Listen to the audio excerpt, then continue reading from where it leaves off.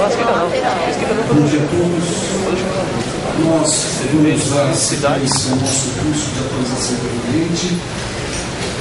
Eu tenho o prazer de anunciar o professor dessa manhã, o desembargador Paulo Dimas Vélez Mascaretti.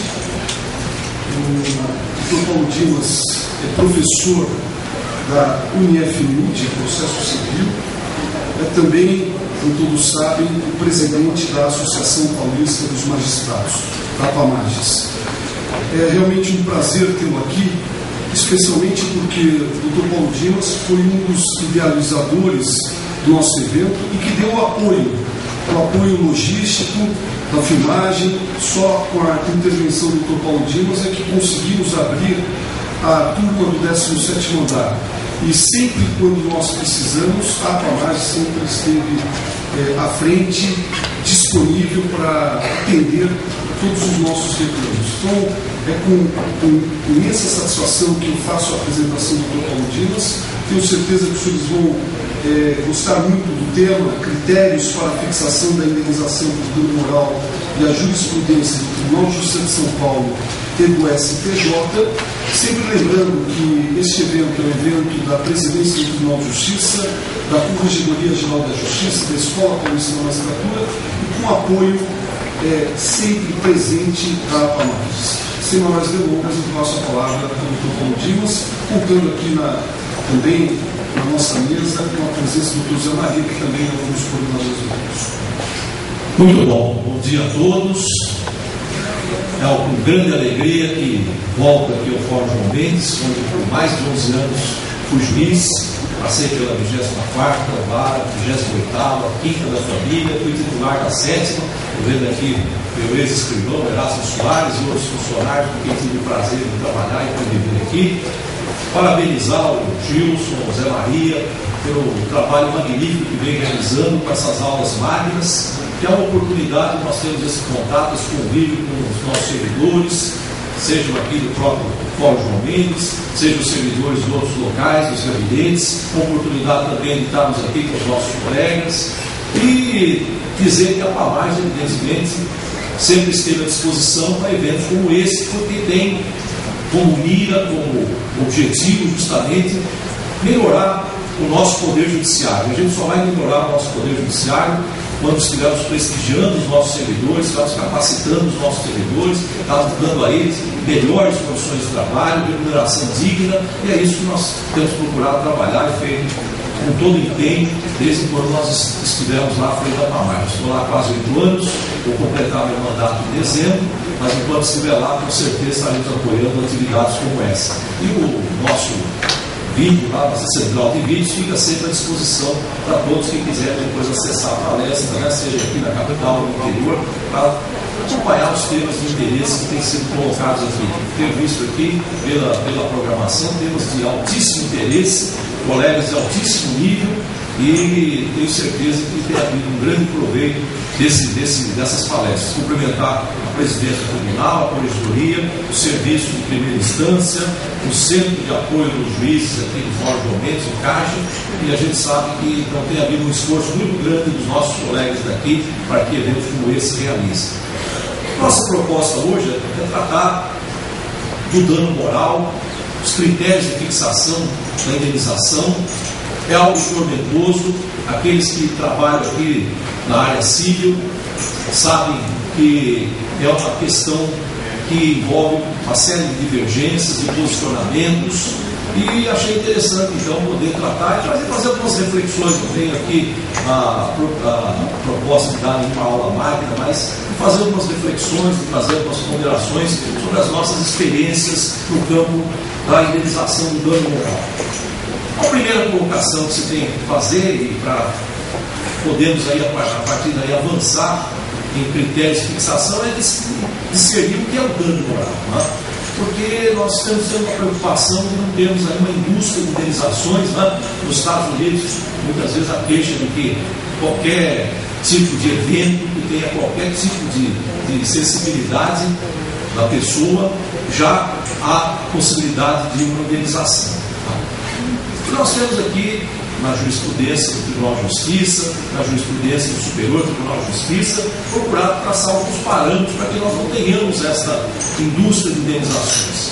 Nós temos, na verdade, como próprio de cada indivíduo, um patrimônio moral. Tá? E nós dizemos que esse patrimônio moral corresponde aos bens da alma. E os danos consequentes a esse patrimônio moral seriam os danos da alma, como adverte aí o nosso querido professor Aguiar Dias, que é um expert na área de responsabilidade civil. Ele cita o evangelista São Mateus e fala que o dano moral corresponderia aos danos da alma. Evidentemente que esse dano se passa no íntimo da pessoa, no âmago do indivíduo. Nós temos, evidentemente, a partir dessa noção, uma ideia de que nós não vamos conseguir reparar pecuniariamente aquele sofrimento, aquela desvalorização da pessoa no âmbito social, no âmbito familiar, mas o que se procura é compensar a vítima, trazendo a ela um pouco de conforto, para que ela então não tenha aquele desejo de vingança pessoal contra aquele que praticou a ofensa. Então, antes de mais nada, nós temos que pensar que é esse patrimônio moral que está em jogo, é esse sentimento de pesar íntimo da pessoa ofendida que merece uma compensação. A gente não pode nem falar propriamente em reparação e indenização, porque é difícil no aspecto do dano moral restituir o que nós chamamos do status quo antes, a situação anterior à ofensa. Então, nós temos que trabalhar com uma compensação. Aqui, nós fizemos algumas colocações, eu fiz aqui uma resenha de algumas ponderações doutrinárias. O professor Carrari, por exemplo, diz que é necessário distinguir no âmbito dos danos patrimoniais e dos danos morais. O dano patrimonial, o professor Carrari coloca que seria o verdadeiro prejuízo econômico, que é mensurável e passível de reparação. Por outro lado, nós temos o sofrimento psíquico ou moral da pessoa, as dores, as angústias, as frustrações. E aí o dano material surge como sendo aquele que não corresponde às características do dano patrimonial. O professor Wilson Melo Silva fala que os danos morais seriam, por exemplo, os decorrentes das ofensas à honra, ao decoro, à paz interior, às crenças interiores, à liberdade, à vida, à integridade corporal. O professor Sérgio Cavalieri, que também tem livros muito interessantes sobre responsabilidade civil, fala que nós temos basicamente, na reparação do dano moral, o aspecto da violação do direito à dignidade da pessoa. Dignidade humana, que é um dos fundamentos da República, que está lá previsto no artigo 1º da nossa Constituição Federal. Ele coloca que o dano moral hoje não se restringe mais à dor, à tristeza, ao sofrimento, e estende a sua tutela a todos os bens personalíssimos da pessoa, a todos aqueles complexos de ordem ética.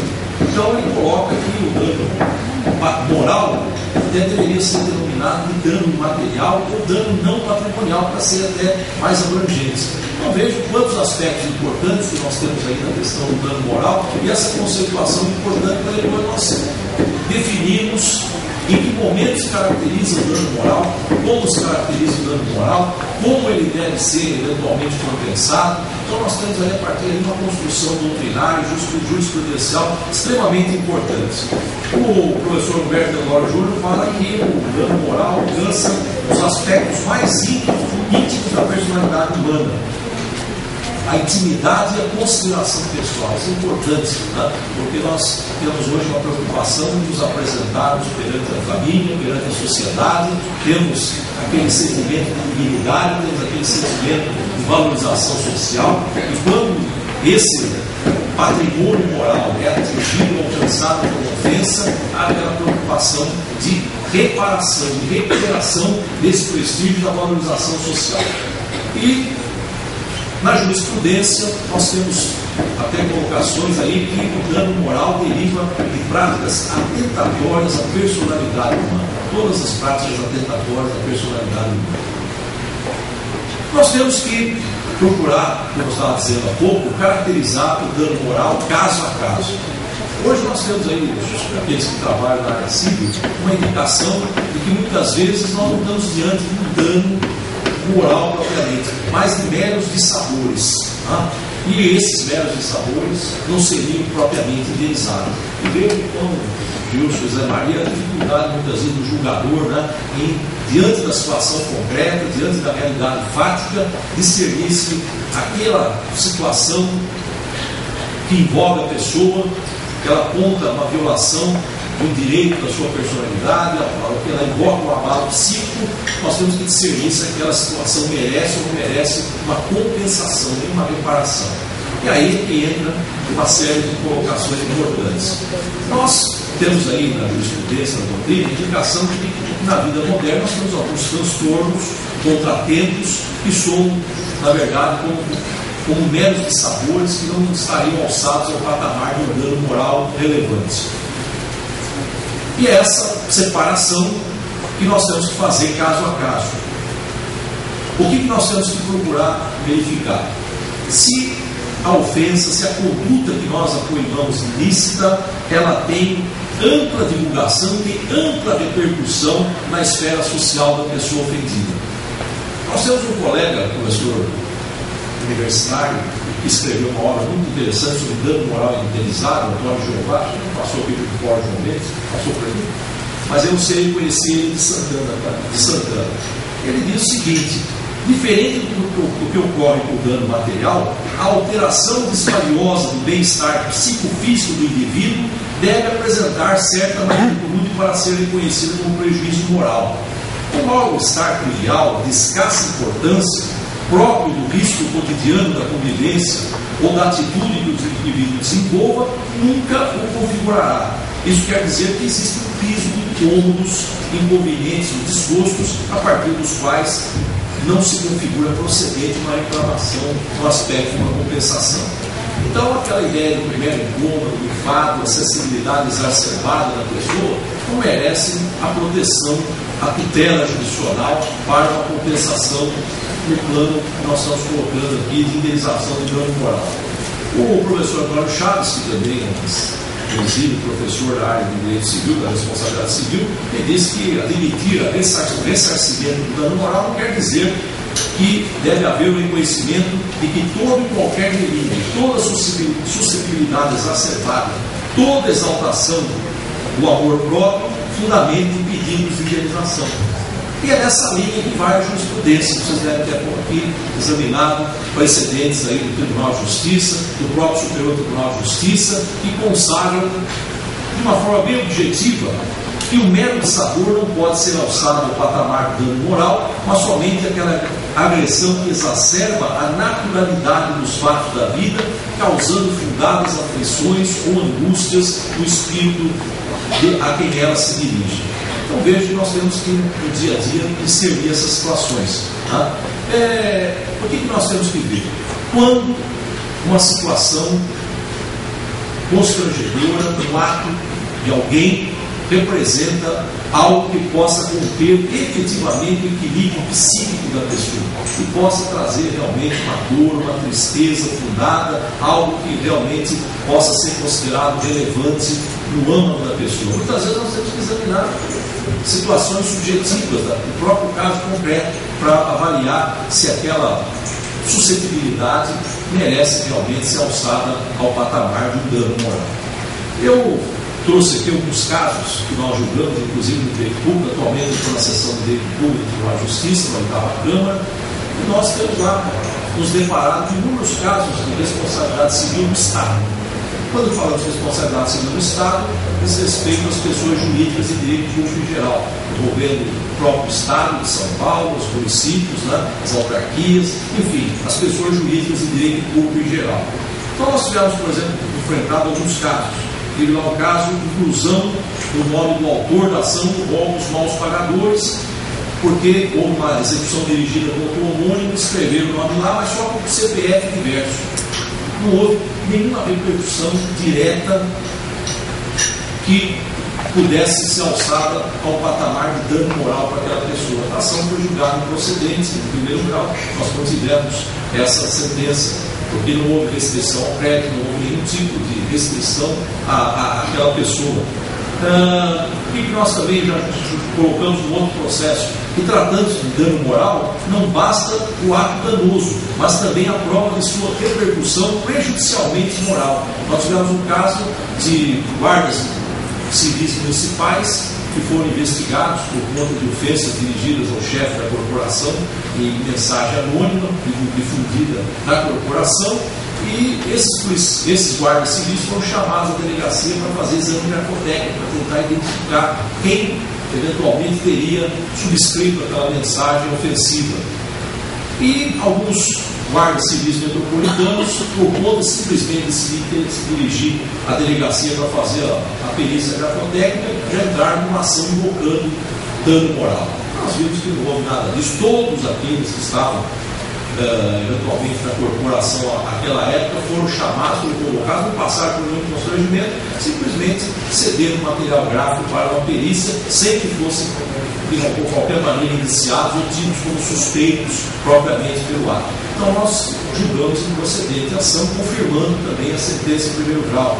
No outro caso, tivemos lá alguém que teve uma autuação por infração de trânsito e apresentou lá recursos administrativos, os recursos não foram examinados e simplesmente a pessoa, por conta até depois do indeferimento dos recursos, entrou com uma ação de indenização dizendo que houve dano moral ou coisa parecida, e nós mostramos que isso não era algo que pudesse ser alçado a esse patamar. Estávamos ali diante daqueles meros incômodos, os meros dissabores, na verdade, que estamos submetidos no dia a dia da nossa vida cotidiana. Outro caso, indenização por dano moral, suspensão da carteira de habilitação decorrente de erro administrativo e demora da administração em corrigir o erro administrativo. Não foi reconhecido também aqui dano moral, porque nem sequer a penalidade foi cumprida, não houve nenhum tipo de repercussão, até individual para a pessoa, não houve nenhum tipo de restrição. Entendemos também que não havia dano moral. Então nós temos aí várias situações concretas que levam a essa consideração. Nós temos também colocado, vocês têm provavelmente acompanhado a jurisprudência, que o mero descumprimento do contrato, em princípio, não pode ensejar a reparação por dano moral.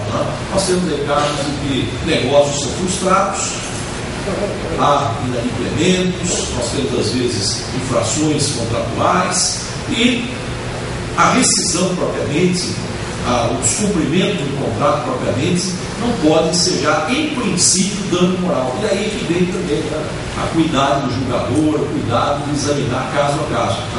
Eu tive também no direito privado, na sessão do direito privado, da 10ª Câmara, e também julguei muito isso aqui das varas cíveis, indenizações por dano moral decorrentes de descumprimentos, por exemplo, de contratos de seguro-saúde, algo muito grave, algo extremamente complexo. E nós tínhamos vários casos em que nós éramos acionados para determinar a cobertura por parte do plano de saúde, diante de alguma recusa, e muitas vezes os pedidos de reconhecimento do direito ao atendimento vinham acompanhados de pedidos de indenização por dano moral. E nós apreciamos caso a caso. Como é que nós nos conduzimos? Quando havia, dentro da perspectiva do contrato, uma recusa baseada numa interpretação razoável do contrato, não havia razão para indenização do dano moral. Agora, se a recusa era absolutamente, manifestamente legítima, havia, na verdade, até uma conduta abusiva daquele que se incumbiu de prestar assistência à saúde, nós reconhecemos a possibilidade de condenação, a compensação do dano moral. Então vejo que tudo depende do caso concreto. Eu peguei agora o recente pronunciamento do STJ, que justamente se filia essa tese. Até foi um julgamento tomado por maioria de votos. A turma lá do STJ, relatora ministra Nancy Andrighi, entendeu que, entre outras questões que dá ensejo de indenização por dano moral, temos a injusta recusa da cobertura securitária por plano de saúde, uma vez que a conduta agrava a situação de aflição psicológica e de angústia no espírito do segurado, o qual, ao pedir a autorização da seguradora, já se encontra em situação de dor, de abalo psicológico e com a saúde debilitada. Então, É uma situação aqui que eu examinando que era uma recusa injustificável, não havia razão nenhuma para essa injusta recusa ao atendimento. Nós tivemos casos aqui numa época, agora não temos, acho que chegamos a tanto, mas quando eu estava aqui nós tínhamos casos em que a seguradora do plano de saúde limitava o atendimento ao UTI a determinados dias, né? Tinha lá outras cláusulas restritivas que nós considerávamos extremamente abusivas, e nesses casos, logicamente, poderíamos não só determinar, impor o cumprimento da obrigação contratual, como também impor alguma compensação pelo dano moral. Mas veja, não é qualquer descumprimento que leva a essa situação. Eu tive um caso, por exemplo, eu até anotei aqui, que a pessoa queria um reembolso de despesas feitas, né? O reembolso estava demorado, não estava sendo definido na extensão que a pessoa pretendia, ela pediu o reembolso em juízo e mais indenização por dano moral. Aí não parece que nós tivéssemos aí uma situação de ressarcimento. O que nós temos que ver no caso concreto em situações como essa? Que tipo de repercussão a pessoa sofre no seu íntimo, no seu âmago, diante do caso concreto? Às vezes a pessoa, obviamente, está esperando lá o tratamento, tem uma perspectiva de cobertura, há uma doença grave, ou a demora no atendimento pode até agravar o estado de saúde da pessoa, né? E ela se vê, naquele momento, uma recusa injustificada ao atendimento. Eu acho que aí nós teremos a possibilidade, realmente, de compensar o dano moral. Veja o que eu coloco aqui, que para caracterizar o dano moral, a dor, o pesar íntimo é fundamental. Falando de tristeza, angústia, humilhação, constrangimento, desprestígio, desconsideração, violação da intimidade, invasão da privacidade, ataque à honra, ao bom nome, uso indevido de imagem. Nós tivemos a possibilidade de apreciar várias situações concretas aqui, quando estivemos em Guaracibe, no direito privado, e temos lá outras tantas situações que nós temos por dano moral. O que nós falamos e recomendamos aos magistrados, aqueles operadores do direito? Prudência e bom senso na aplicação dos preceitos que regem a responsabilidade civil quando se trata de dano moral.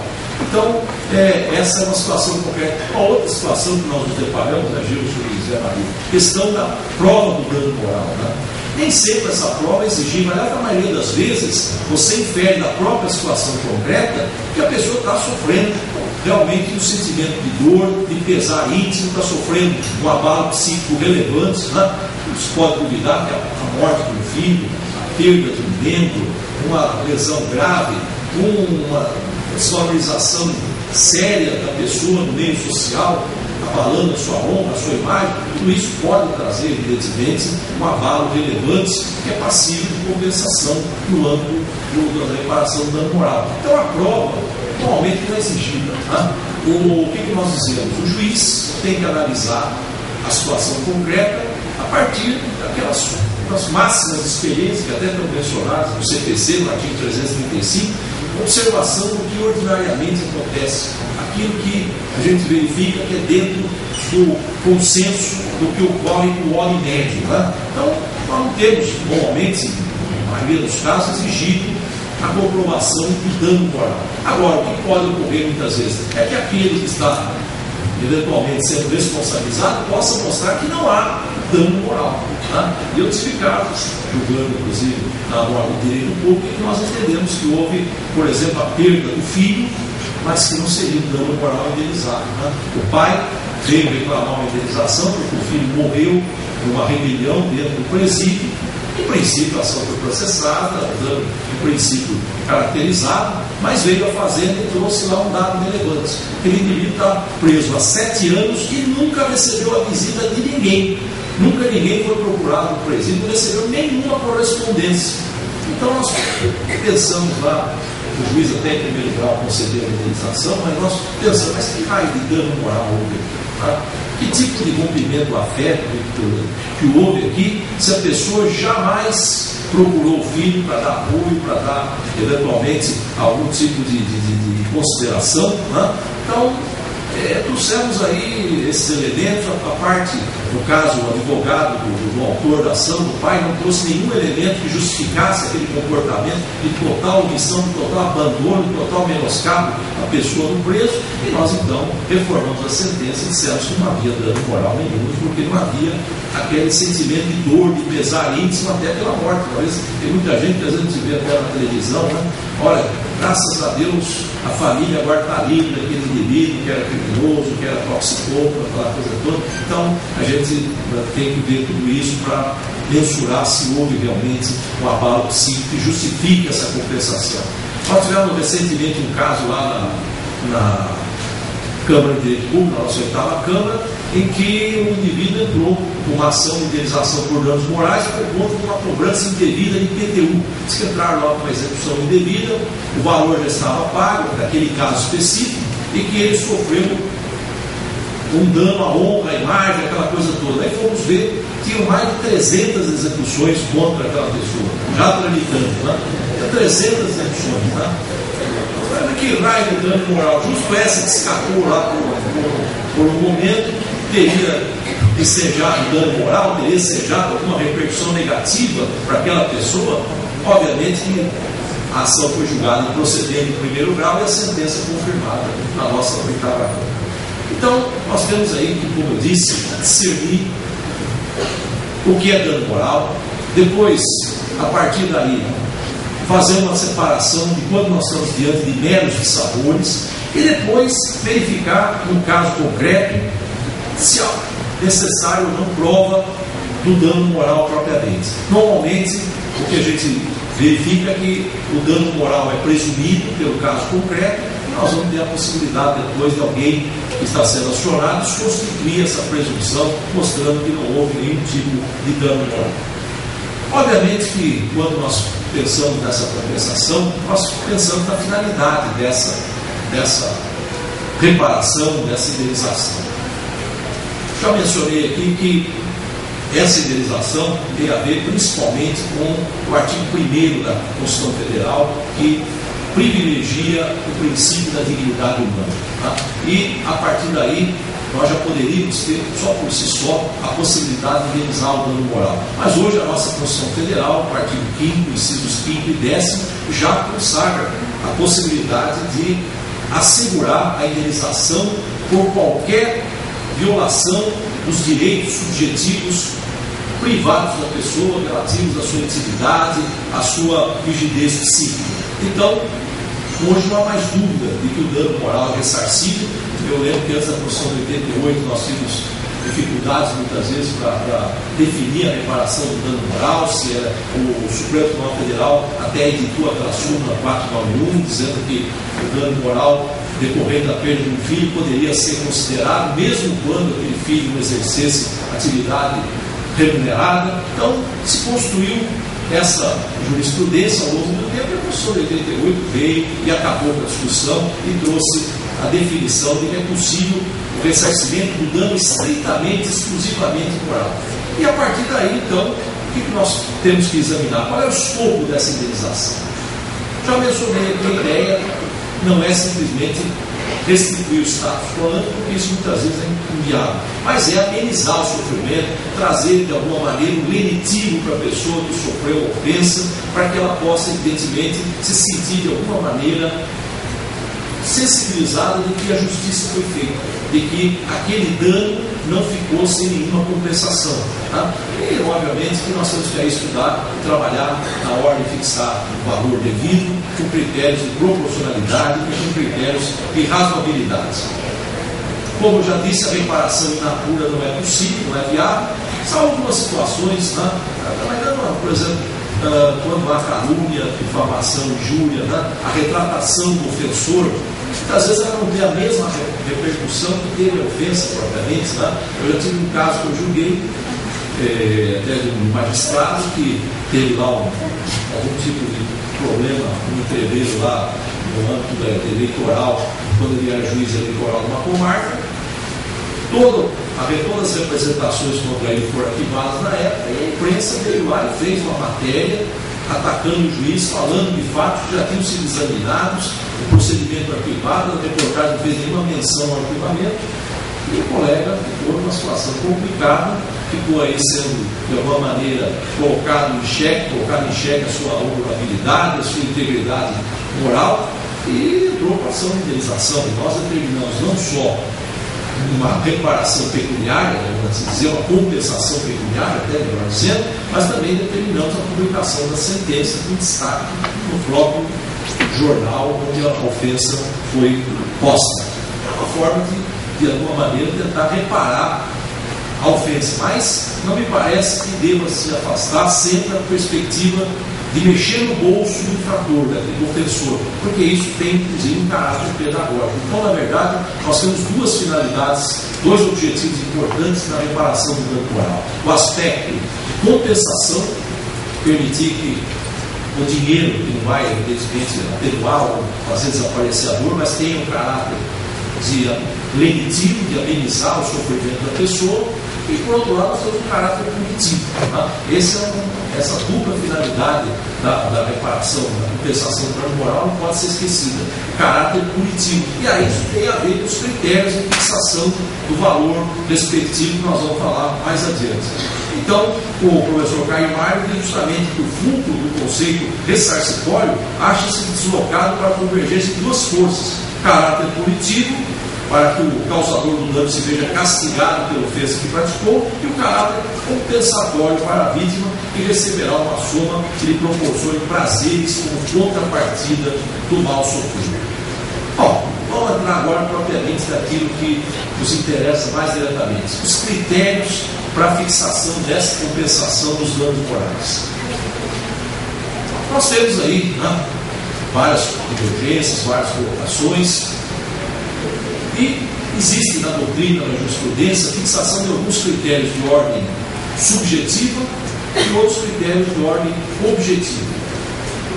O que nós temos? Obviamente, como eu disse, não há como avaliar a dor, o rompimento do equilíbrio psíquico em dinheiro.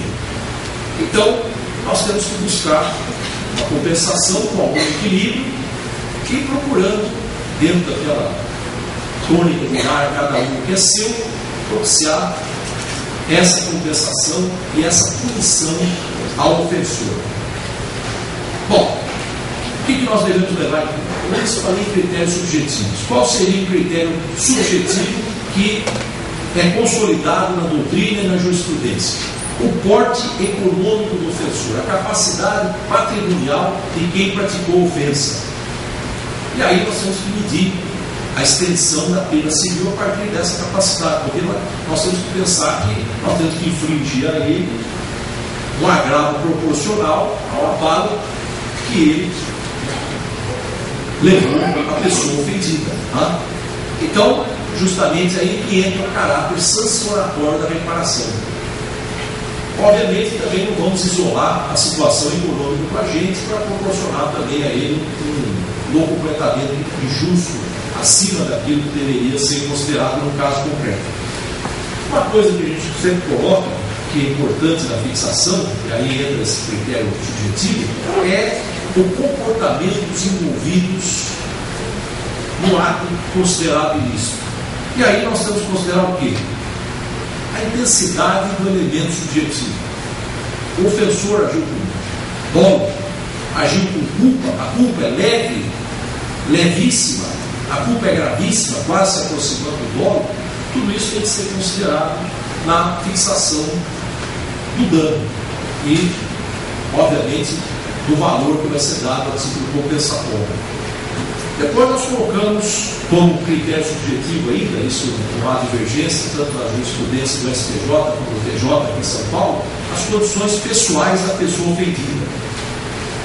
Aquilo, como eu coloquei aqui, que no seu estado seja suficiente para lhe proporcionar a satisfação equivalente daquilo que perdeu. Esse também é outro parâmetro importante. Tá? Então nós vamos ver situação social da vítima, a idade da vítima muitas vezes é importante, a atividade que ela desenvolve, o local onde vive, os vínculos familiares, os vínculos profissionais, tudo isso deve ser mensurado quando você vai fixar o valor devido a título de indenização. Eu até anotei aqui, como partir de alguns julgados, que a idade assume relevância importante em algumas situações. Tá? Por exemplo, uma pessoa de mais idade que sofre uma lesão, que sofre a partir de um ato ilícito, algum tipo de deformidade ou qualquer coisa assim, ela sofre, na verdade, um abalo moral, um abalo psíquico menor do que uma pessoa de menos idade, uma criança, por exemplo. Né? Você imagina uma criança tendo uma perna amputada, né? Tendo aí uma lesão, uma cicatriz permanente no rosto. Né?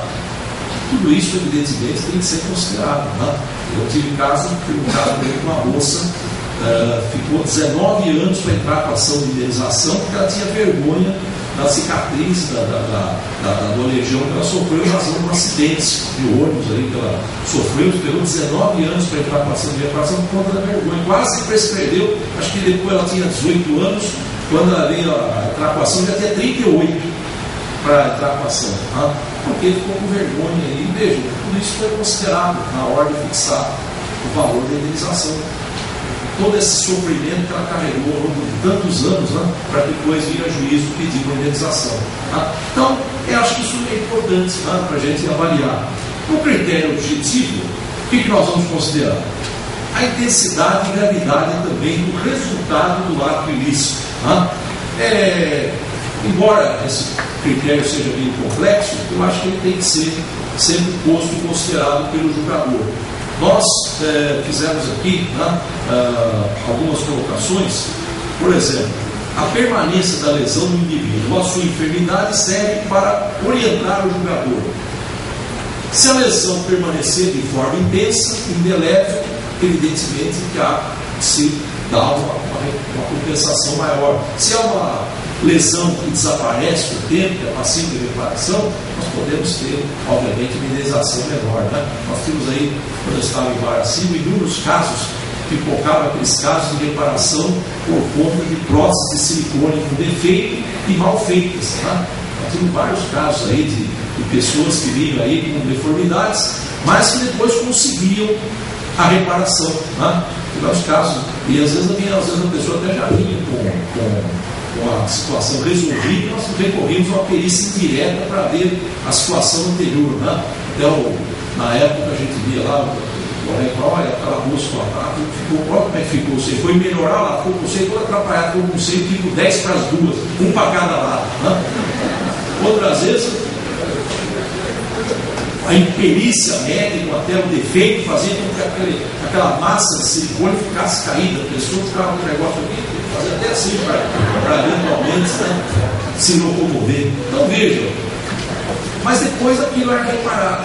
E evidentemente, se não havia nenhum tipo de sequela, nós podíamos então dizer que a indenização poderia ser mitigada. Então, nós temos que analisar caso a caso.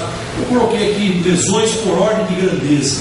Obviamente, perda de um filho é gravíssima. Né? Aliás, a perda de um filho, por ordem de grandeza, nós dizemos até que seria maior do que a perda do pai, por exemplo, né? A perda de outro ente querido, porque aquela ordem natural das coisas, obviamente, a perda de um filho dói muito mais para qualquer cidadão. Perda total da visão. Né? Depois, uma ordem de grandeza, a perda da visão de um olho, ou a amputação de um dedo, de uma falange. Evidentemente que a perda do olho, a perda do membro, está numa grandeza maior, causa com certeza um sofrimento maior. Depois nós temos situações mais corriqueiras, o abalo de crédito, para quem teve o nome lançado devidamente, né, nos órgãos aí de proteção que nós temos, devolução de ordem do cheque. Então nós temos uma ordem de grandeza aí para ser observada. Obviamente que com essa ordem de grandeza nós vamos procurar arbitrar o valor da compensação devida àquele que se sente ofendido. E aqui uma observação que eu faço também, que muitas vezes nós temos casos que o ofendido lança na ação em determinado patamar, em determinado valor, em determinado limite, e muitas vezes até ele diz, ó, para recorrer até pedir um pouco, tá? Deveria ter um valor maior. Aí fica aquela ideia, o juiz poderia, além do que foi pedido, né? Já que uma reparação aí a compensação é definida por arbitramento judicial, mas quero dizer que, pelas pesquisas que eu fiz, até por convicção pessoal, eu acho que o juiz, de alguma maneira, está limitado àquilo que foi pedido. Sob pena, nós temos um julgamento ultra petita, que obviamente seria, nesse aspecto, nulo, e teríamos que haver a fazer a redução ao patamar pertinente. Bom, uma questão que se colocou, seria viável, admissível uma tarifação, um tabelamento para definir a compensação do dano moral? Nós já tivemos essa perspectiva, havia, antes até da Constituição de 88, na lei de imprensa, nosso colega que lembra, uma tabela para ressarcir danos causados pela imprensa, danos morais que eventualmente poderiam ser causados por conta da difusão de certos fatos na mídia. E quando veio a Constituição de 88, começou a dúvida: vamos aplicar aquela tarifação? Foi recepcionada essa legislação pela Constituição Federal? Eu entendo que não. E a maioria da jurisprudência hoje praticamente está consolidada, está pacífica, e até tem súmula sobre isso, que aquela tarifação que havia na lei de imprensa não se presta a servir de parâmetro para fixar a compensação por danos morais. Obviamente que a Constituição não estabelece limites, e o que nós temos hoje como o melhor caminho? O arbitramento judicial caso a caso. É insubstituível esse arbitramento judicial caso a caso. Tem alguns que preconizam a necessidade de estabelecer um tabelamento. Eu até peguei aqui, por exemplo, o professor Humberto Eudório Júnior, ele defende o sistema tarifário. Ele diz que a tarifação seria útil, pois por meio dela poderia se evitar o excesso de subjetivismo dos julgadores, que levaria a ruir no princípio da isonomia. Eu acho que não me parece que isso seja pertinente. O Estouco, nosso colega, ele fala que muitas vezes, para que se possa evitar excesso de indenizações despropositadas e milionárias, o sistema tarifário seria mais consentâneo com a nossa realidade. Mas eu acho que esse sistema tarifário, ele quebra o princípio da equidade, ele não se harmoniza com o preceito constitucional que manda que haja uma reparação proporcional à ofensa que foi identificada.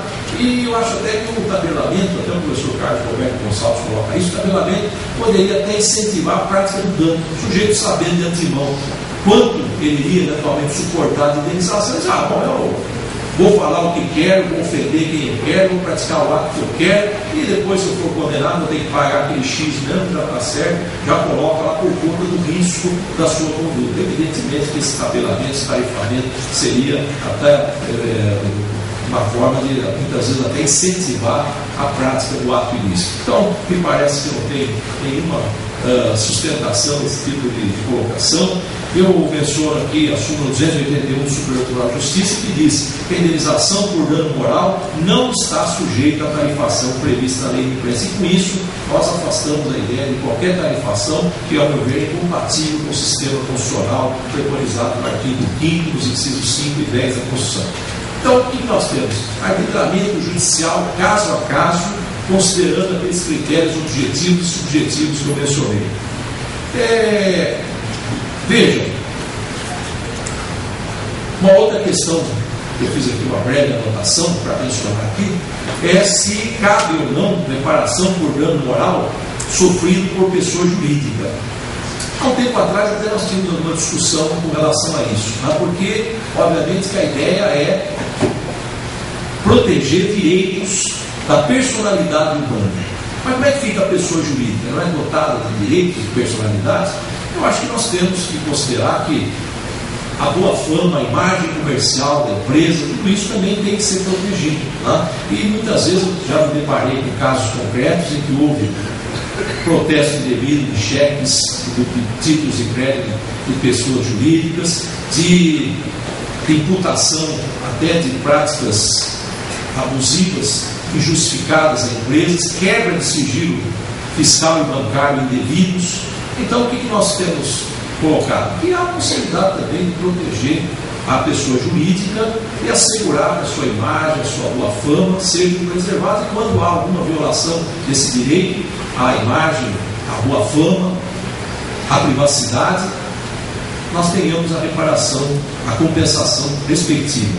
E a jurisprudência do STJ, analisando os julgados dos tribunais locais, chegou à conclusão de que realmente pode haver danos morais para a pessoa jurídica. Nós temos, inclusive, uma súmula, a súmula 227 do Superior Tribunal de Justiça, que diz justamente isso: pessoa jurídica pode sofrer danos morais. E eu, então, depois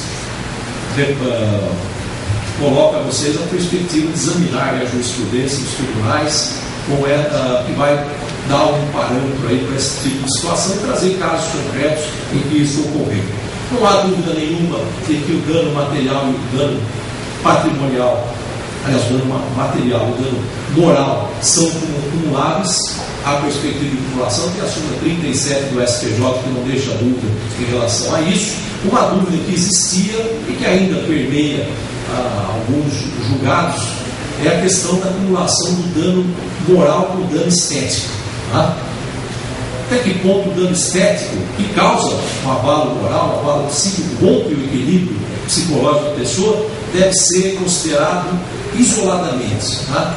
É uma questão delicada. Eu já enfrentei isso em algumas situações e entendi que, dependendo da situação, tinha um caso de aleijão em que a pessoa ficou totalmente paralisada, que dependia da assistência de terceiros, até para as suas necessidades mais prementes, e aquilo, só o dano moral, ficou ali uma coisa que parecia que não mereceria só, não seria suficiente para reparar o dano no caso concreto. Nós também entendemos que deveria haver uma verba destacada para o dano estético. Então, isso é uma colocação que vem sendo feita aí na doutrina, na jurisprudência, e hoje até já tem uma súmula do STJ dizendo que é lícita a acumulação das indenizações de dano estético e moral. E o que vai acontecer? Cabe ao julgador, no caso concreto, nesse é caso de reparar de forma destacada o dano estético. E muitas vezes o dano estético se confunde mesmo com o dano moral. Né? E às vezes o dano estético pode causar dano material. Né? Por exemplo, imagine alguém que vive da sua aparência, que vive da sua atividade física, né? E de repente sofre um dano estético que impede que ela possa continuar a desenvolver suas atividades profissionais. Então nós vamos ter o quê? Muitas vezes dano material, dano moral e dano estético também, dependendo da relevância e da repercussão desse dano estético. Então vejo como é que é bonita essa matéria, essa questão da responsabilidade civil e a repercussão da lesão, né, na vida das pessoas e na colocação das indenizações. Uma questão que, no princípio, trouxe uma certa perplexidade é a seguinte: por que o Superior Tribunal de Justiça, que é uma corte que se destina a uniformizar a interpretação do direito federal infraconstitucional, que deve conhecer só temas jurídicos ligados à solução da lide, passou a interferir na fixação das compensações por dano moral? Porque aqueles que estudam direito sabem que até existe uma súmula do próprio STJ, a súmula 7, que diz que não cabe o exame de matéria fática, o exame de provas no âmbito de um recurso especial. Como é que então o STJ, examinando o recurso especial, vai dizer se a indenização por dano moral que foi fixada nas cortes locais deve ser modificada? É uma questão delicada. Mas o que ocorreu? Nós tivemos um caso até emblemático do Maranhão, em que foi fixada uma indenização de R$2 milhões contra o Banco do Brasil por conta da simples devolução de um cheque. Tá? Devolução de um cheque. R$2 milhões de indenização. E aquilo transitou em julgado no âmbito lá, parou lá no âmbito do tribunal local, lá nesse estado, e aí o Banco do Brasil falou: vou recorrer ao STJ através de um recurso especial. É a única maneira de tentar reverter aquela condenação. E aí o STJ, diante daquela perplexidade, embora viesse entender que não era caso de reexame, porque na verdade, quando nós estamos falando aqui de fixação de uma compensação pelo dano moral, nós estamos desenvolvendo matéria fática, critérios subjetivos, coisas que envolvem um caso concreto, não é um tema jurídico propriamente, é uma questão que envolve a avaliação de fatos.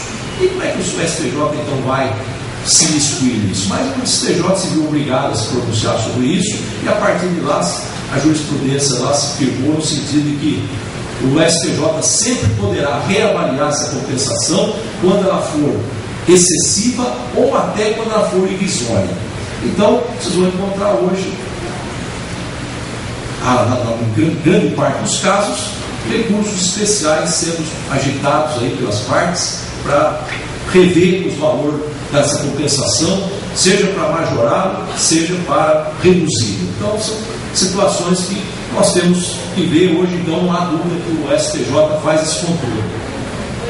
Vejam, com relação então ao valor, pois eu tenho aqui, eu separei aqui algumas situações de valores, que muitas vezes ficam, qual o valor afinal de contas? Como é que tem sido fixadas essas compensações? Eu trago aqui uma coisa.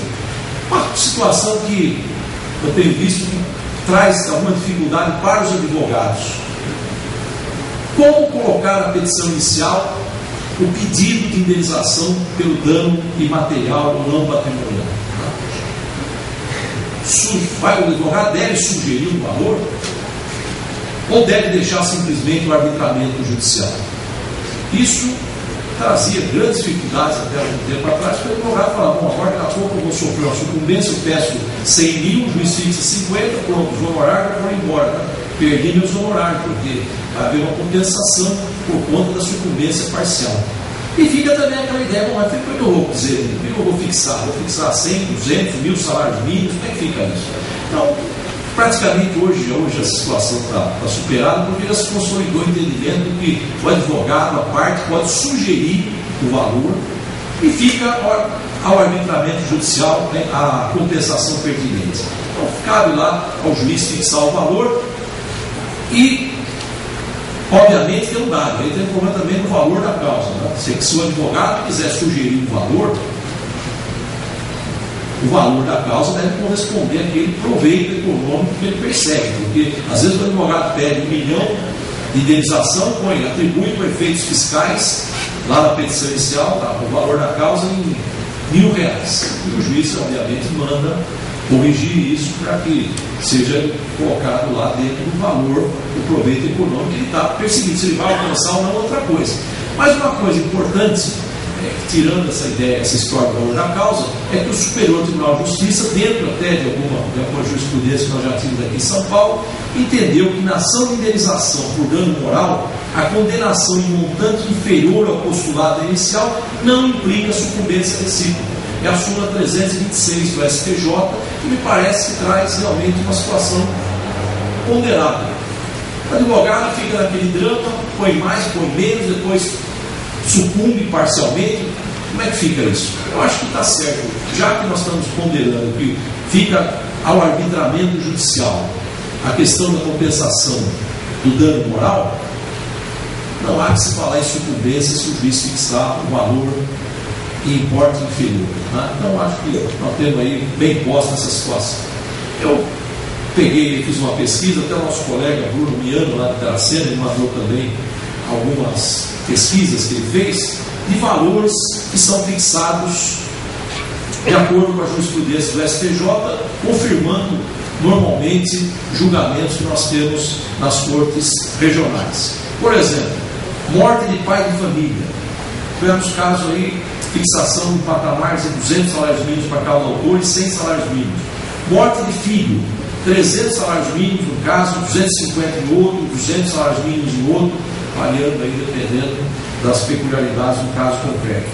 E no caso desse aqui, justamente o posicionamento do STJ foi no sentido de que a dor pela perda de um filho é diferente daquela sentida pela morte do pai ou do cônjuge, né? Porque o abalo, o sofrimento, com certeza, é muito maior até por conta daquela inversão natural da ordem das coisas. Morte ocasionada por erro médico. Tivemos normalmente fixações no patamar de 300 salários mínimos. Lesões físicas de pequena monta que não deixam sequelas. Capacidade apenas temporária para o trabalho. Fixações que vão de R$6.000, R$10.000, 20 salários mínimos. Lesões físicas razoáveis, causadoras de sequelas de incapacidade parcial. 100 salários mínimos, 54 mil reais, 200 salários mínimos, aqui uma hipótese de 200 salários mínimos, imputação de 2/3 da mão esquerda, ocasionando a perda do movimento de pinça da pessoa. É um patamar razoável. Lesões físicas graves que causam incapacidade total e permanente para o trabalho, 570 salários mínimos. No outro caso, 200 mil para um autor e 250 mil para o outro. Aqui, os autores, segundo o caso concreto, eles foram privados prematuramente aos 21 anos do direito a uma vida plena ante as limitações e deficiências físicas e morais com as quais teriam que conviver o resto da vida, por conta, obviamente, aqui de uma sequela, de uma lesão permanente bem identificada. Nós temos muito comumente erros de instituição bancária na devolução de cheque. Nós não temos aí como hábito fixar a indenização com base no valor do título. Acho que isso não é caso mesmo. Nós temos que pensar na eventual repercussão que aquela devolução, que o protesto devido pode gerar. Então, normalmente, nós temos aí indenizações de 5 a 10 mil reais.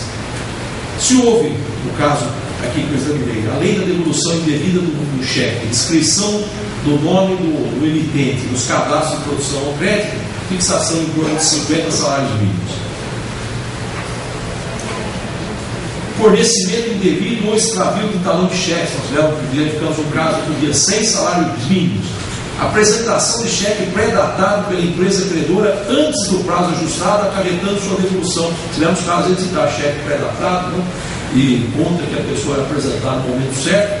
E aqui, nesse caso, houve injusta devolução por conta do depósito prematuro, fixado uma indenização em torno de 50 salários mínimos.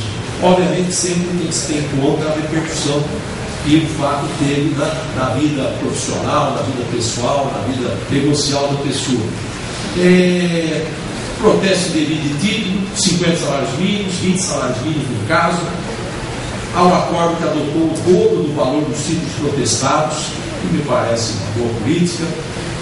Manutenção do nome do autor em cadastros de restrição ao crédito, mesmo após a quitação da dívida, valores variando de 15 e 25 salários mínimos, extravio de bagagem, atraso de voo internacional, isso tem acontecido. As indenizações às vezes estão lá no patamar de 3 mil, como houve aqui o caso de redução, mas às vezes tem lá valores de 6, 7, 10 mil reais, como identifiquei. Atraso de 25 horas de voo internacional. Foi fixado no recurso especial em R$ 2.500. Foi R$ 10 por hora de atraso. Eu acho que pegaram esse parâmetro aqui. Prática de overbooking, então, no caso aqui, fixação de R$ 6 mil. Divulgação de mensagem ofensiva à honra do autor, mas não através da imprensa, R$ 20 mil. Hoje nós temos essa facilidade da divulgação de calúnias através da internet, né, difundir ofensas, violar a imagem das pessoas através da internet. Isso é um caso muito sério hoje, e hoje com essa repercussão que nós temos aí na internet, né, é uma coisa muito séria, né, e está todo mundo arraigado com essa ideia. Né.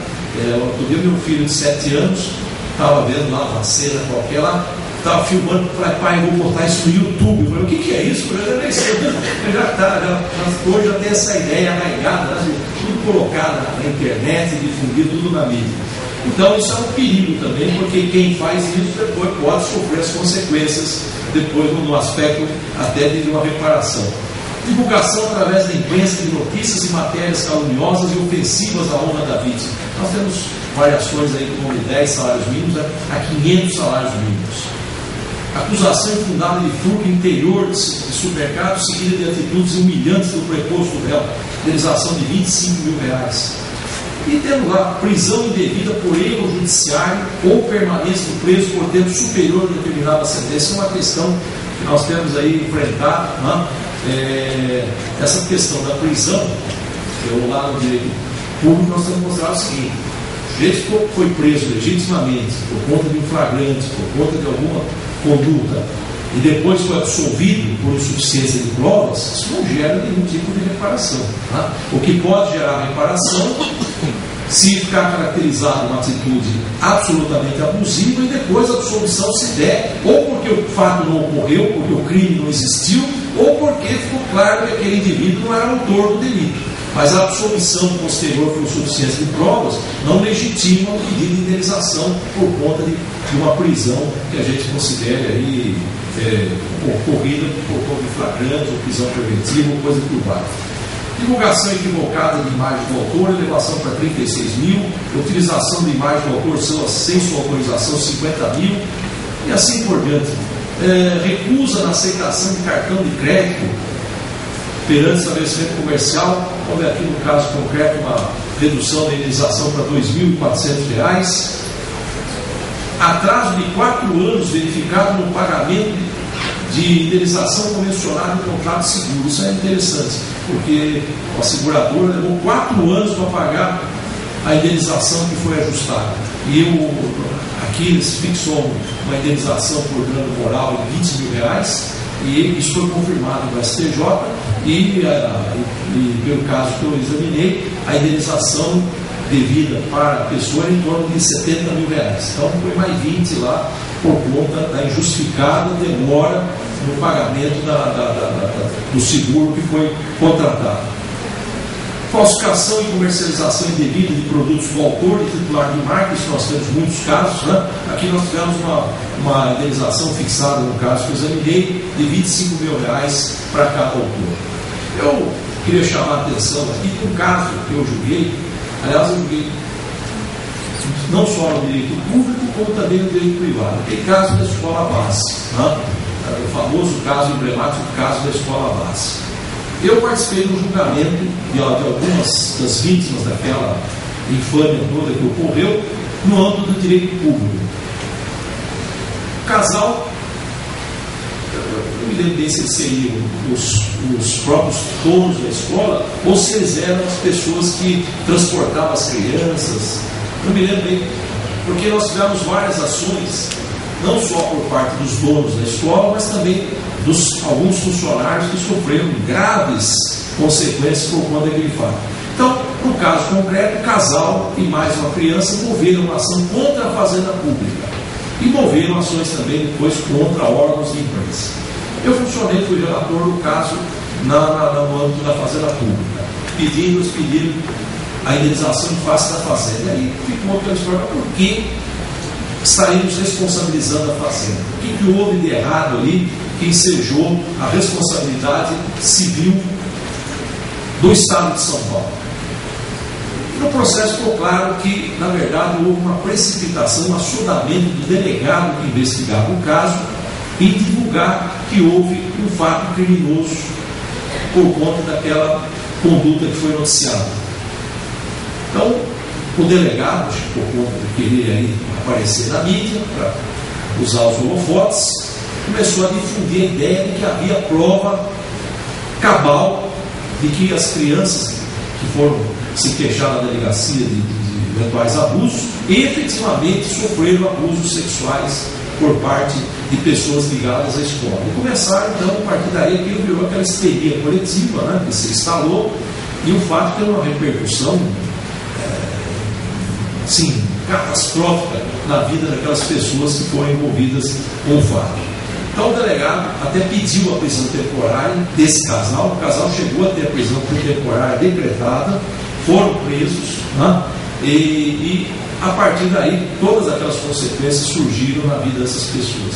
Então nós consideramos ali, a partir até confirmando a sentença do primeiro grau, que houve responsabilidade civil do Estado, condenamos o Estado a pagar 500 salários mínimos para cada autor, né? Inclusive para criança fixamos também um patamar de salários mínimos, porque a criança também, a criança que tinha 4, 5 anos, os filhos do casal, sofreram todo tipo dessa criança sofreu todo tipo de abalo por conta do que presenciou, né, em relação ao sofrimento dos pais. Os pais foram presos, ele ficou privado, a criança ficou privada da companhia dos pais, viu a imagem dos pais ser atingida duramente de uma forma tão injustificada, né? Então, nós consideramos tudo isso e houve a denunciação da LIDE ao delegado, né, o delegado de polícia que eventualmente praticou aquela conduta assodada de divulgar um fato que não ocorreu. Na verdade, mesmo que responsabilidade, porque começou o delegado divulgar um laudo do exame de corpo de delito que teria comprovado que as crianças tinham sofrido uma criança, um menino, teria sofrido um tipo de atentado violento ao pudor. E depois que ele ficou, o outro delegado que assumiu, que era simples assadura, a criança, na verdade, não sofreu nada, não tinha nada, né? E o outro delegado que assumiu o fato assumiu a investigação, colocou as coisas no seu devido lugar. Então vejam, quando então você vai analisar um caso como esse, tem que ver a repercussão social do fato. É diferente de casos que nós apreciamos mais corriqueiramente lá no meio público, em que alguém é preso equivocadamente porque, por exemplo, não foi recolhido um mandado de prisão, né? Eu tenho um caso lá de pessoas que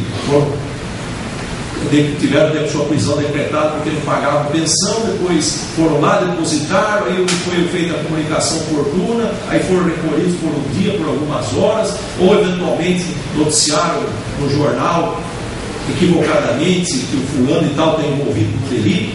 Mas num caso como esse,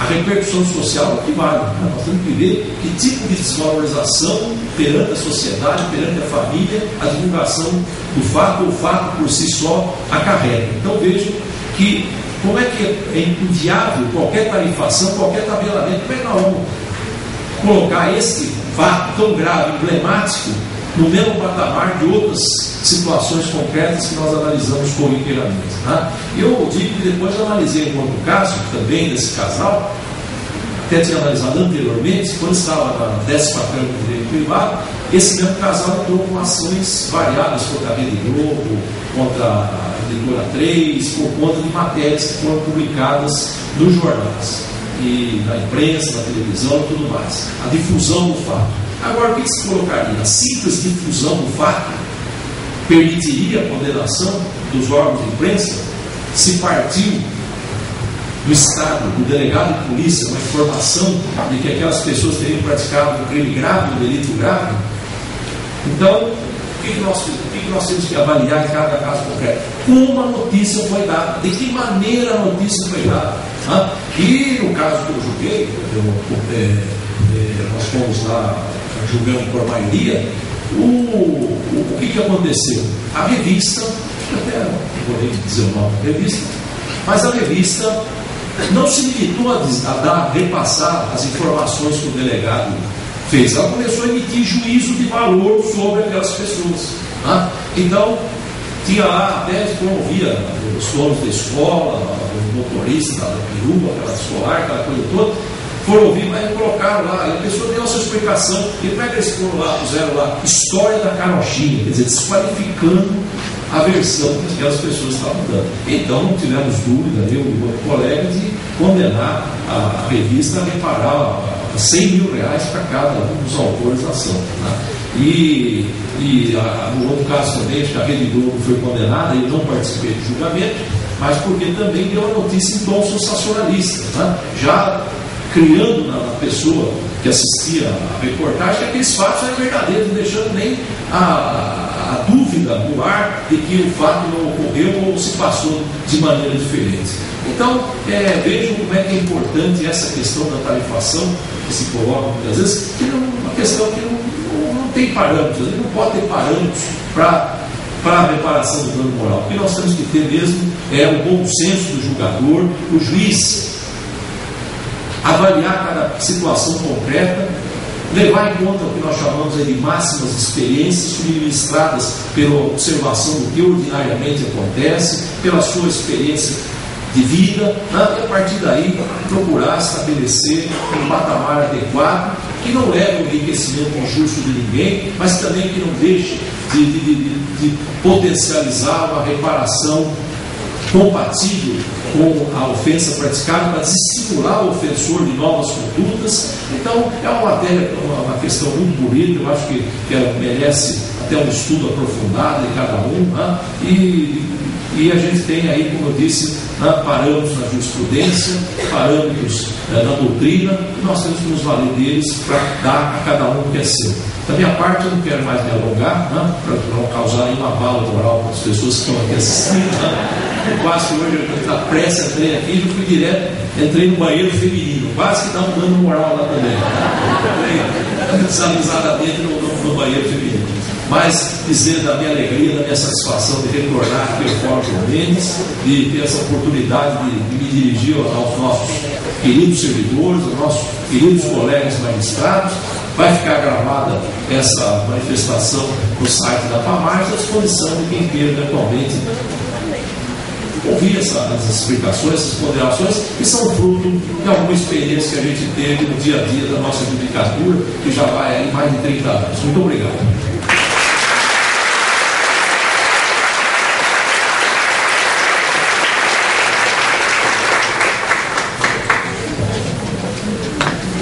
Tenho a agradecer ao Dr. Paulo Dimas por esses esclarecimentos, aula completa, trouxe várias informações da jurisprudência, como era o tema, trouxe aqui a sua opinião de como deve ser a fixação. Eu tenho certeza que muitos gostariam de perguntar para o Dr. Paulo Dimas, então nós já vamos abrir para as indagações. Lembrando que nós temos 413 inscritos, além do 16º andar, também no 17º, por 159 servidores. Então aqui, ou no presencial ou na sala do 17º, alguma pergunta para o Dr. Paulo Dimas?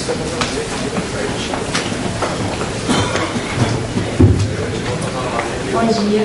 Bom dia. Eu sou estudante aqui no Palácio, numa distribuição de ordem. Minha dúvida é a seguinte: o senhor disse que a gente não pode confundir o moral com os sabores da vida. Essa semana a gente teve aquela falta de energia e em muitos lugares ficou por muito tempo sem energia. Minha casa foi um caso e eu sei de lugares que ficaram até 30 horas sem. Eu queria saber se cabe dando moral uma situação dessa, no sentido de que tem gente que para trabalhar tem problemas, vocês não conseguem nem tomar banho, não falta de energia, tem que se virar nesse sentido. Muito boa pergunta, muito boa questão, porque na verdade se envolve quase que o nosso dia a dia, o nosso cotidiano. Né? Eu acho que até é possível.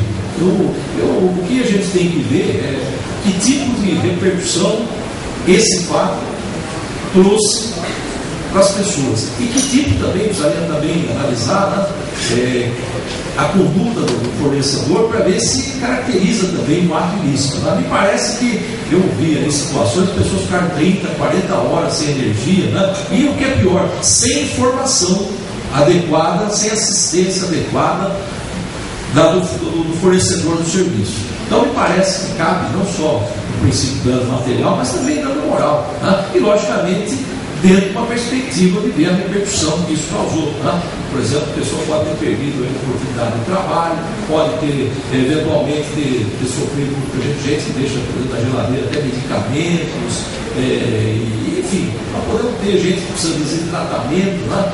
Pode ter até tratamento em casa. Nós temos pessoas em qualquer, por exemplo, né?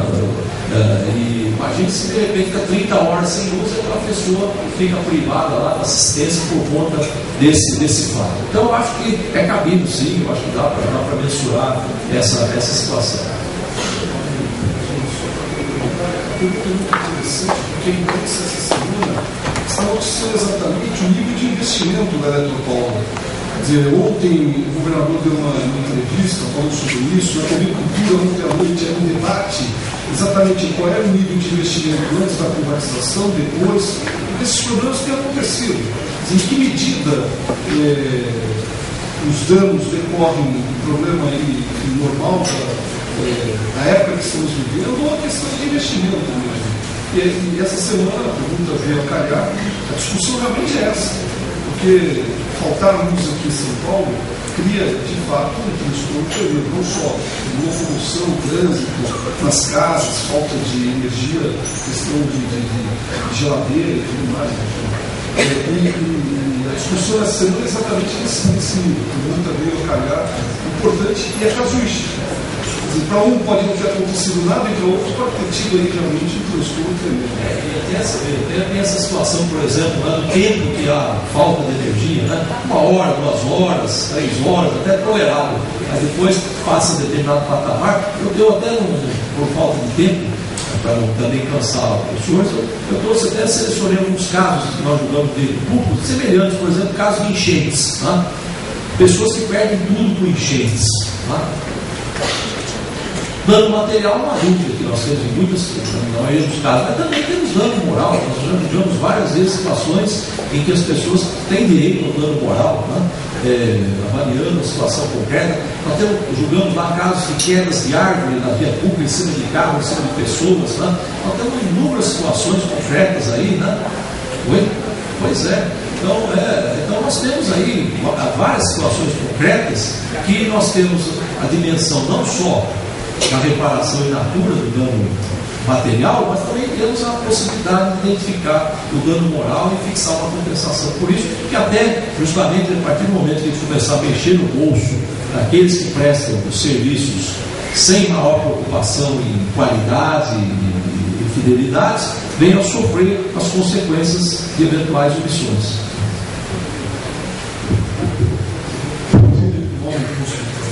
Meu nome é Sérgio, eu trabalho na jurisprudência aqui do Tribunal de Justiça, nas câmaras de direito público e privado. A minha questão seria no tocante à responsabilidade do Estado com relação a atos de agente público, precisamente no caso de decisões judiciais. Só para colocar, um fato ocorrido, 3 pessoas mataram um jovem e estupraram a namorada dele. E eles empezaram com a ação de reparação de dano contra a fazenda. Em virtude de 2 jovens eram menores, eles estavam em liberdade vigiada. Entretanto, essa liberdade vigiada não aconteceu, né? Eu gostaria de saber como está essa posição da doutrina, e também que nós temos poucos casos aqui no tribunal julgados nesse sentido. Muito obrigado. Boa pergunta também. Aqui a situação é a seguinte: nós temos que discernir o erro judiciário, muitas vezes, a atividade do juiz propriamente nas decisões, e por outro lado, a falha do serviço estatal de justiça como um todo. Tá? Em princípio, é uma questão até que daria seja até uma outra palestra, mas a atividade judicial por si só, quando exercida regularmente, não há dolo ou culpa grave do magistrado, o erro judiciário propriamente, em princípio, não seja reparação por si só. Mas nós temos casos que não é simplesmente erro judiciário, erro de julgamento. Nós temos casos em que há falha do aparato estatal de justiça. Nós tivemos um caso, por exemplo, que eu julguei, que o indivíduo, na verdade, foi preso em flagrante equivocadamente por outra situação, demorou para chegar no fórum, e depois não foi observado lá devidamente o relaxamento, mas depois veio o relaxamento, o sujeito ficou mais 20, 30 dias, porque houve uma falha de comunicação da soltura dele à delegacia. Ficou mais 20 dias preso lá injustificadamente. Mas aí não podemos falar que houve o erro do juiz propriamente, mas o erro do sistema judicial como um todo, que enseja a reparação. E nós demos indenização nesse caso por conta do tempo excedente que ele ficou preso injustificadamente. Saiu a ordem de prisão, demorou para ser cumprida, passou o processo de um lado para outro, e às vezes acontece isso, essas falhas de comunicação, falhas de atuação. No caso como esse, eu acho até que dá para empenhar a responsabilidade. Eu tenho julgado o caso, muitas vezes o que acontece nós temos aí? Pessoas, meu carro foi furtado na rua, eu sofri um roubo na saída, houve falha no dever de vigilância, no dever de atuação do Estado em prover a segurança pública. Mas isso por si só, eu tenho julgado isso lá, não seja reparação, porque não há de se exigir do Estado um aparelhamento que possa garantir a segurança das pessoas dioturnamente em qualquer recanto. Qualquer controle de segurança pública tem as suas limitações evidentes. Não pode, fui roubada da esquina, entrar com ação contra o Estado. Agora, em situações específicas, onde se exigiria um dever constante de vigilância, onde se exigiria do Estado uma vigilância adequada para aquela situação concreta, muitas vezes eu acho que pode haver a possibilidade de empenhar a responsabilidade civil do Estado. Nesse caso, por exemplo, o indivíduo está sob custódia, sob vigilância, não tinha nenhum tipo de controle, praticou um crime grave. Eu acho que poderia ter, de alguma maneira, dentro das peculiaridades da situação concreta, vocês verificar se houve algum tipo de omissão, né? Porque a questão da responsabilidade do Estado também, todo mundo vê que a responsabilidade do Estado é sempre objetiva, mas nem sempre. Quando a conduta é comissiva, por exemplo, o policial pega o revólver, atira em alguém e ali acarreta o dano, não há dúvida de que nós temos a responsabilidade civil objetiva do Estado. Mas quando nós estamos diante de omissão, de conduta imprudente, negligente ou imperita de algum agente público, nós entendemos, eu tenho entendido, que a responsabilidade é subjetiva. Então você precisa analisar, no caso concreto, se o Estado, se o aparato estatal deveria agir segundo certos padrões e não fez. Então tudo vai depender também da análise do caso concreto. Havia um dever, estrito dever de agir no caso concreto, dentro daquela situação concreta para evitar o dano. Aí nós vamos definir, no caso de omissão, se há ou não possibilidade de empenhar a responsabilidade civil do Estado. E civil do Estado aí a gente coloca abrangendo os 3 entes da federação, né? Questões jurídicas e direito público em geral. Não sei se respondi detalhadamente. 17. Não. Meu nome é Francisco, desembargador do Sérgio Civil. O pedido genérico, apesar de que o pedido no processo civil tem que ser certo e determinado. O pedido de dano moral pode ser enquadrado como pedido genérico? Se o for, cabe ao autor atribuir o valor à causa, o valor para a alçada apenas, ou se ele sugere determinado valor, o valor da causa já deve ser atribuído naquele montante sugerido, porque isso tem criado um incidente tanto no primeiro grau como no tribunal. Obrigado. Muito interessante também o questionamento.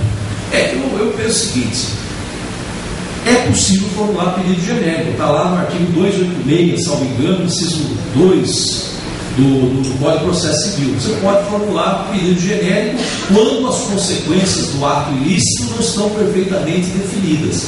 Então, eu acho que sempre, como nós estamos colocando aqui, que não há tarifação e que, no caso, o dano moral fica sujeito ao arbitramento judicial, eu acho que a pessoa pode simplesmente dizer para o juiz que fica submetida, se submete ao arbitramento judicial no caso concreto. E aí pode atribuir o valor da causa um valor meramente estimativo para efeitos fiscais. Isso eu tenho colocado lá nos julgamentos que a gente faz em diagramas de instrumento. Então põe lá R$1.000, R$2.000, R$3.000, paga lá o valor que eventualmente é o mínimo, né, que é exigido pela lei de custas, e pronto. E segue a coisa e depois, dependendo da situação, se o valor for maior, fixado, e na fase de execução paga a diferença de custos com o caixa. Agora, se há uma sugestão de valor, isso sempre normalmente acontece, o sujeito fala, me submeto ao arbitramento judicial, mas entendo que o valor devido deve ser equivalente a 1.000 salários mínimos. Aí me parece que essa sugestão deva nortear o valor da causa, deva ser considerado para dimensionar o valor da causa e definir o pagamento da taxa judiciária. Normalmente quem faz isso é beneficiário da assistência judiciária, já joga lá um valor de 2, 3 mil salários mínimos, né? Mas diz, submete ao arbitramento judicial, mas entendo que o valor devido seria esse. Tá? Então, eu particularmente penso o seguinte, eu decidi até recentemente nesse sentido. Há uma sugestão, a pessoa está entendendo que o valor devido seria 1.000 salários mínimos, então esse valor deve ser considerado para efeito de dimensionamento do valor da causa ou recolhimento da taxa judiciária correspondente. Não sei se respondi a questão. 17. Bom dia. Meu nome é Mariângela, trabalho no terceiro ofício da família de Santana. Só uma questão de uma experiência própria. A iluminação pública falta e a gente liga e fica sem essa iluminação na rua. Na minha questão é que a minha rua é sem saída, o poste é frente à minha casa. Então, se fica sem luz, fica um breu. E eles fiquei 15 dias sem essa luz e ligando, pedindo para reparar. E a pessoa dizia que já tinha reparado, o agente da empresa, do Ilume, mas não reparou. E essa sensação de insegurança durante esse período todo que eu fiquei sem essa luz, já é um dano moral?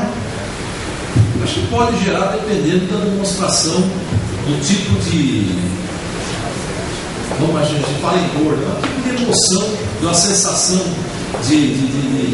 até de impotência perante o quadro que se apresenta, que tipo de repercussão isso ocorre no âmbito psíquico. Acho que até, dependendo da situação, você pode falar, liguei, pedi, falei, aí isso representar uma situação de medo por conta da insegurança que isso gera. Né? Eu acho que pode até, normalmente, levar a... Porque também não é um dia, 2 dias, está mencionando que são 15 dias, 20 dias, uma falta total eventualmente, de informação, de resposta. Né?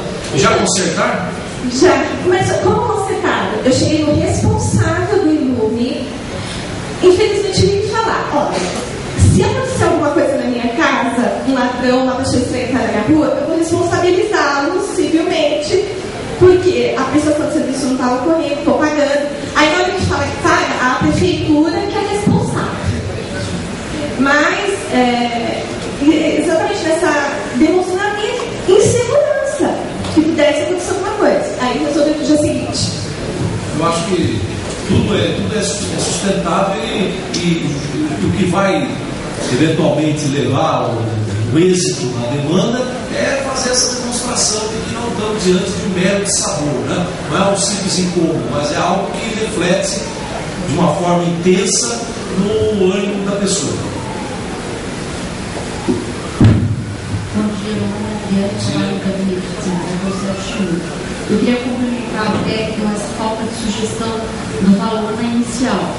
E como fica a critério judicial, como é que fica o interesse de recursar ou sucumbência? Como é que o senhor entende? Então, é aquela situação que nós mencionamos que, em princípio, havia uma certa indefinição a respeito, mas hoje nós estamos tendo até uma súmula dizendo o seguinte: você pediu R$1.000, o juiz fixou 100 mil, pediu 1.000 salários mínimos, o juiz fixou 100 salários mínimos, isso não implica em sucumbência recíproca. Tá? É a súmula 326 do Superior Tribunal de Justiça que traz essa. Se ele não sugere. Se ele não sugere, também muito menos ainda não ter qualquer tipo de sucumbência, porque ele está submetendo ao arbitramento judicial. Então ele não tem interesse recursal. Para aumentar o valor? Sim. Mas pode ter porque ele pode dizer o seguinte: que aquele arbitramento judicial que ele está submetendo é incorreto. Não é um arbitramento que levou em conta critérios objetivos, subjetivos, porque eu vejo que você está submetendo ao arbitramento não daquele juiz, mas o arbitramento da justiça. Tá? Então, obviamente, você terá interesse recursal se o juiz fixar uma soma irrisória ou fixar uma soma. E outra parte, se houver uma fixação de uma soma exorbitante. Tá? Então, eu acho que isso não interfere de forma alguma no interesse recursal. Você coloca, você submete ao arbitramento judicial, mas isso não impede de descontar até a última instância para que esse valor seja um valor que leve em conta os critérios subjetivos e objetivos que nós mencionamos. O juiz dá um valor, uma soma absolutamente irrisória, obviamente isso pode ser já um recurso. Bom, essa questão em geral as pessoas acabam tendo dúvidas, porque o pedido é de arbitramento dentro do critério de razoabilidade. O que eu vou dizer no recurso? O critério não é razoável. Então eu quero que o senhor arbitre dentro do critério de razoabilidade. O critério que o senhor adotou não é o razoável. Esse é o termo. E fica aberto. E aí sempre aquela ideia também da proporcionalidade. Tem que ter uma compensação proporcional ao agravo a que você foi submetida.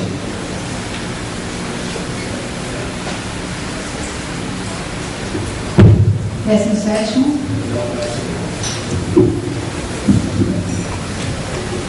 Meu nome é Débora, eu sou da Instituição Fiscal. Eu quero saber se existe alguma hipótese de indenização por dano moral por declaração caluniosa, não diretamente a alguém, de causa de difamação, declaração caluniosa por grupos, discriminatória. E até onde pode ser considerada apenas liberdade de expressão dessa declaração, liberdade de opinião. Você fala uma declaração que teve repercussão. Sim. No meio social, né? Sim. Eu acho que pode haver sim, nós temos vários casos aí que a gente conclui, já tivemos aí situações, não só no aspecto de preconceito, por exemplo, de discriminação, mas qualquer tipo de imputação de conduta que possa ser uma conduta criminosa ou que vá no âmbito da difamação simplesmente, né? Eu acho que é possível você buscar sempre a reparação diante dessa perspectiva de que você, em primeiro lugar, sofreu um abalo direto pela imputação direta e pela repercussão social, né? pela desvalorização que você sofre perante os familiares, perante o seu meio social. Né? Hoje nós temos esse dado aí, que eu estava mencionando há pouco, de que pela internet você difunde qualquer tipo de matéria. Nós tivemos um caso agora recentes, né? Até de colegas nossos, que buscavam que fosse eliminado dos sites, que até era um site implantado lá em Portugal, que tinha lá uma matéria ofensiva contra o juiz, xingando ele de quanto é nome, quer dizer, quando ele teve em tal lugar, ele fez isso, fez aquilo, uma perseguição até pessoal contra o magistrado, fazendo uma consideração contra a justiça, porque ninguém também, obviamente, tem fenso a crítica. Né? Isso a gente também até coloca quando a gente analisa crimes de imprensa, essa coisa toda, né? Também liderizações contra a mídia propriamente. Mas a crítica tem que se portar de modo que não leve à desconsideração da pessoa, que não leve à desvalorização do indivíduo no meio social, que não impute coisas inverídicas, né, fatos inverídicos, principalmente que então, às vezes, muitas vezes, sob investigação. Então, é uma questão até delicada. Hoje nós temos blogs e sites e tanta coisa implantados aí na mídia, na internet, e as pessoas às vezes colocam lá. E a gente precisa, aí atua, não só, em primeiro lugar, para tirar essa mensagem do ar, né? E nem sempre isso é fácil. Né? Nós tivemos até reunidos agora com o pessoal do Google recentemente, para ver como é que funciona isso, para retirar do ar esses sites, esses blogs que vêm ofensivos, que vêm aí, às vezes, justamente disseminando preconceitos, né? Disseminando aí condutas contra grupos de pessoas e tudo mais. Então, é um trabalho difícil, mas eu acho que tudo isso permite sempre, dentro dessa perspectiva que nós colocamos aqui, não só a tentativa de evitar que o dano se propague e que ele persista, mas também daí buscar compensação com esse caráter sempre de intimidação, de punição, para evitar a recidiva da conduta. Uma última dúvida, doutor. E se a pessoa conseguir provar que foi apenas uma opinião, uma liberdade de expressão, cabe indenização a ela? A liberdade de expressão tem seus limites também na violação do direito subjetivo das pessoas. Né? Você pode se expressar, colocar opiniões, mas pode dizer, eu não gosto não sou a favor da união homoafetiva. Pronto. Agora vai dizer, aquilo é uma vergonha, aquele indivíduo está lá com aquele outro fulano, é escracha, uma vergonha, aquilo é imoral, é indecente, aquele fulano é X, Veja, tem uma conotação diferente. Uma coisa é você dar uma opinião, você se posicionar sobre algo que você não gosta, e outra coisa é você procurar de alguma maneira escrachar a pessoa, desconsiderar a pessoa, fazer com que ela tenha até uma repulsa no meio social. Né? Às vezes a gente teve casos, né, antigamente nós tínhamos aí desembargadores que não se limitavam a reformar sentenças de juízes. Já vinha broncas, já aproveitava, criticava o juiz, criticava o advogado, criticava o promotor, mas com expressões até mais pesadas. Isso já foge daquele simples comportamento de você procurar corrigir alguma coisa e estar dentro do limite, porque uma coisa é o direito, né? Outra coisa é o abuso do direito. Você tem direito à manifestação, tem direito à crítica, tem direito à liberdade de expressão, de locomoção, mas se houver abuso do direito, aí nós vamos ter espaço para sanção e da configuração do dano material e do dano moral. Meu nome é Ronaldo, estou locado no direito privado de distribuição e essa questão da escola de base me incomodou muito, né? Principalmente na época. As informações estão massivas, acusando o casal, né? E eu confesso também que, pelas informações que me passaram, a gente comentava de forma a acusar aquelas pessoas, né? Então isso me incomodou muito na época, né? Preparado muito. Quando eles foram tidos como inocentes, E algumas notas, poucas notas da imprensa, dizendo que eles eram inocentes. Isso me deu uma sensação de vazio, porque eu os condenei. E assim, a condenação social foi por 1 mês, 2 meses, foi direto isso aí, né? E eu senti que a reparação que eles tiveram da imagem não foi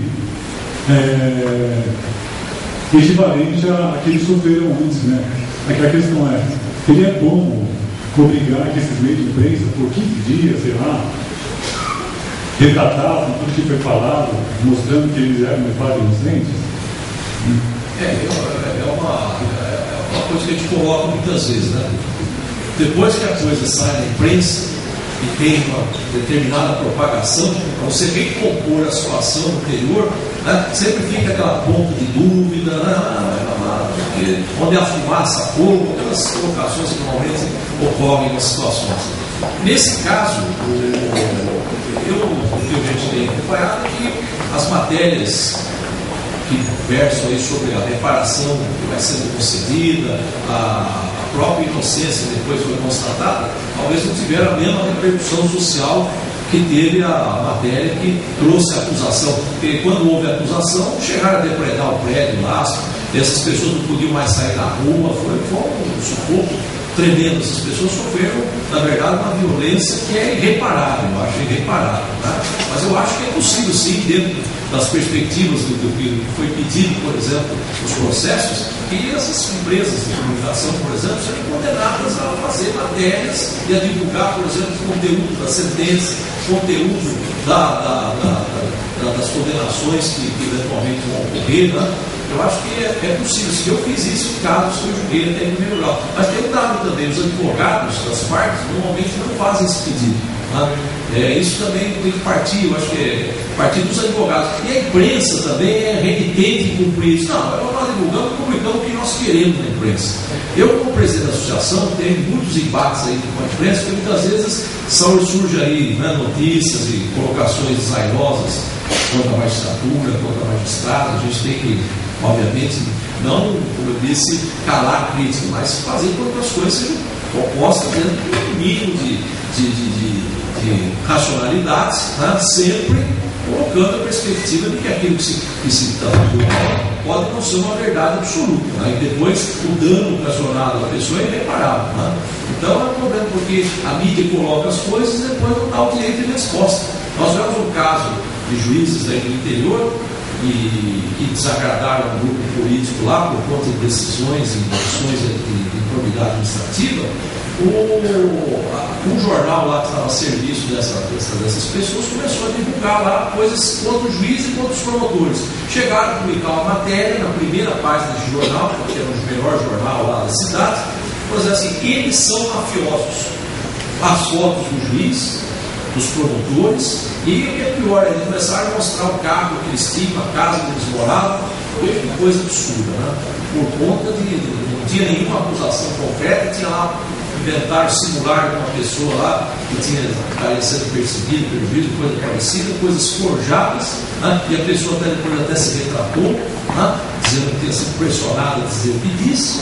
E como é que fica a imagem do juiz? E o que é pior, nós, através até do departamento jurídico da PAMARS, entramos com medidas para assegurar a resposta, por mais a respostinha vinha no tamanho significante, sem o conteúdo que nós queríamos, nós chegamos a buscar apoio da Associação Paulista de Imprensa, um órgão idôneo que tinha um jornal da própria associação e que fez uma matéria a respeito daquela situação, mostrando até um desvio da própria imprensa local, e nós pegamos esse jornal, duas edições, e divulgamos lá na cidade, pegamos lá o jornal, distribuímos lá nas duas cidades onde estavam circulando o jornal. Veja, para tentar de alguma maneira reparar o mal que, no princípio, é irreparável. Né? Então, tramitando as ações de indenização, por dano moral, por dano material contra a imprensa, né? Mas às vezes não tem nada. Esses jornais menores não tem nem patrimônio, não tem como responder pelas suas obrigações, né? Fora fazem lá, não tem nem sede, né? Pegam simplesmente, fazem lá um jornal, entregam uma gráfica, imprimir, depois você não consegue nem essa reparação. Né? Então eu acho que uma das coisas que a gente coloca, que precisa ser melhor disciplinada, é justamente a questão do direito de resposta. Né? Qualquer situação, eu acho que o jornal não pode ter, se coloca a liberdade de imprensa cerceada. Nós fizemos até recentemente um seminário com a Rede Globo em Campinas, né? Justiça e Mídia, tivemos lá o ministro Aires Brito, a ministra Carmen Lúcia, outros ministros do Superior Tribunal de Justiça, e sempre defendendo ardorosamente a liberdade de imprensa. Mas nós temos que assegurar que essa liberdade de imprensa seja uma liberdade responsável, né? E que seja assegurado sempre um direito de resposta, mas proporcional, equivalente àquela matéria, aquela notícia desairosa que vem, de alguma maneira, trazer um prejuízo moral para tantas pessoas. Né? Então é uma questão delicada que eu acho que a gente no judiciário tem que trabalhar por isso e temos que exigir que esse direito de resposta seja assegurado para justamente procurar, de alguma maneira, trazer algum tipo de amenização de algo que muitas vezes se tornou irreparável. Oi, boa tarde. Eu tenho uma dúvida sobre o caso. Há mais ou menos um mês foi veiculada uma reportagem no Profissão Repórter sobre jovens alcoólatras. E apareceram alguns alunos da FMU lá. E teve uma menina, ela chama Aline, e eu acho que ela se sentiu prejudicada com essa reportagem, que veiculou que ela era uma alcoólatra, realmente. Eu acho que essa reportagem ela não foi fiel aos fatos, realmente. Eu acho que ela não é uma alcoólatra, ela tem uma profissão, ela tem família, tudo. E ela começou a sofrer bullying na faculdade, né? E eu queria saber se cabe uma ação de retratação ou uma ação de indenização, no caso dela, ou uma ação contra a faculdade. Eu queria saber o que cabe com relação a ela, e até pelo fato dela ter autorizado o uso da imagem dela, se realmente cabe, se não cabe nada. Eu queria saber de você. Veja, o que nós temos que também discernir muitas vezes quando nós estamos tratando dessa questão que envolve a divulgação de situações, de fatos na imprensa. Muitas vezes os acontecimentos são públicos.